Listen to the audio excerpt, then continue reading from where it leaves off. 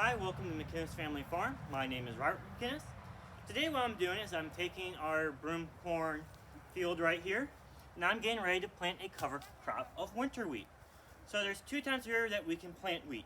We can plant it this time of year, and we'll call it a winter wheat, or we can plant it in the late spring, and it's called a summer wheat.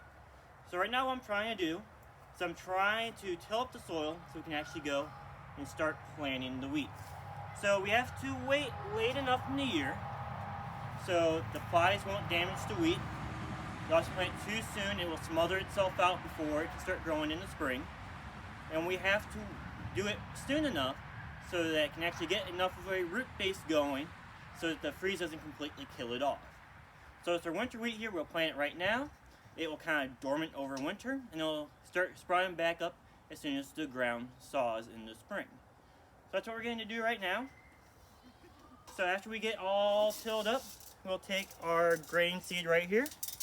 Looks like this. And there's two ways that we can plant this.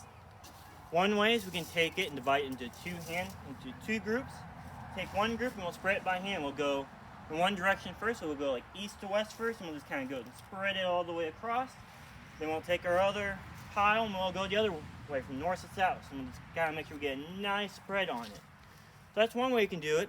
The other way we can do it is actually plant it in a row, kind of like we did with our corn.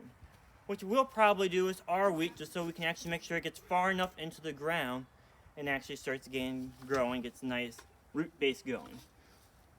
Just how wet it's been lately and how cold it's been, pretty much we have to plant today, or we may not be able to get it in the ground soon enough to actually have it come up in the spring. So that's what I'm doing today. So if we come over here, we can look at some other tools that we'll use for our wheat.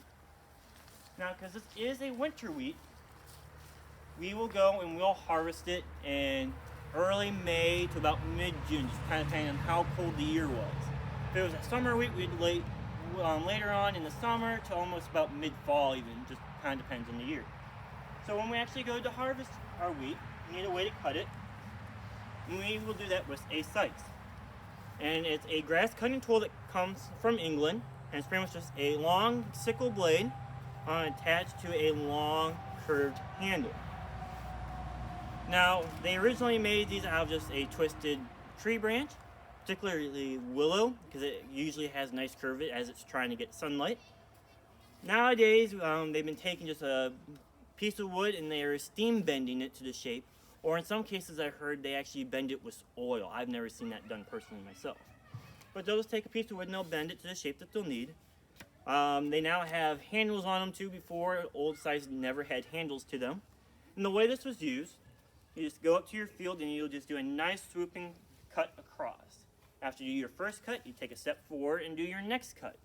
You'll just keep walking up and down the field until the crop is completely cut down. The problem with using a scythe like this, as soon as you cut, the grain falls straight to the ground. So after that happens, you'll need to actually rake it up into piles so you can actually get to the next process. And we'll do that with this rake right here. It's called a bull rake, also known as a hay drag. And you just go back through your whole field and you just rake it into nice piles. So doing this method takes a lot longer. So a simpler way is actually getting a scythe with something called a cradle attached to it. Now this cradle is broken on this scythe. Unfortunately, something dropped on it when we were harvesting earlier this year. So we just need to fix it up. Nice thing about just the wooden spindles here, they're easy to fix, they're not that hard.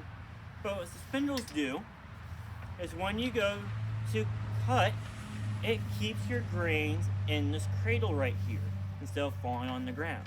Then you can cut, and you can just dump your grain next to you. You just go through, dump it next to you, and eventually what you'll get will be these nice, long, neat rows of your cut grain, which makes it a lot easier to go through and bundle it. So when we are harvesting our grain, or wheat, usually what we do, we have one person cutting and another person bundling.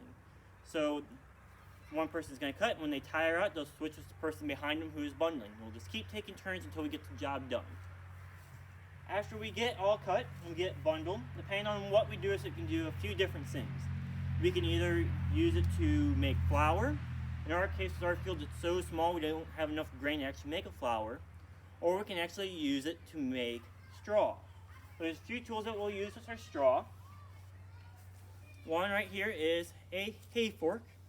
So with the hay forks, usually it's a single piece of wood, and they'll just cut it and they'll steam bend the pieces out to make tines. The tines can be anywhere between 2 to 5 tines. The most commonly seen though are the 3. And it's just a simple fork that we'll just use to kind of scoop up, and we can spread our straw for wherever we need it, such as animal bedding. If we have our straw piled up in big piles that we need to get a section of it off, we will cut sections out of that pile using a hay knife. Looks pretty similar to a saw, just has bigger teeth to it. And we'll just take this knife and we'll go right into our pile, and we'll just cut out a section that we'll need to pull out and use. So like I said, with the field that we're planting right today, it's too small to actually get enough grain to make flour. So we're going to be using it for straw. Now we're not using our straw for animal bedding. This straw is going to be used for making what's called a bee skep, which is this right here. And what a bee skep is, it's pretty much a man-made beehive. It's an upside down basket that will have a little hole in the front that the bees will live in, and we'll get honey out of it. Unfortunately, with our bee skeps, before we can get bees in them this year, we had animals chew them out during the winter. So they pretty much are useless. It's not a huge big a deal, because when we actually go to get the honey anyway, we have to destroy the skep to get to the honey, but we just can't get any bees in this one right now. So what we're going to do is we're going to take our straw once we harvest it out and let it dry, and we'll just kind of make a coil. We'll just kind of start at the beginning, we'll just kind of coil around, and we'll just pretty much make an upside down basket, cut a hole into it, and then we can get bees in it later on. So, fortunately we can't make a skep, they don't have any straw. We have to wait until springtime so we can actually harvest our wheat. So if you ever come out to the farm, come and check out our wheat, and you can go see how it's growing.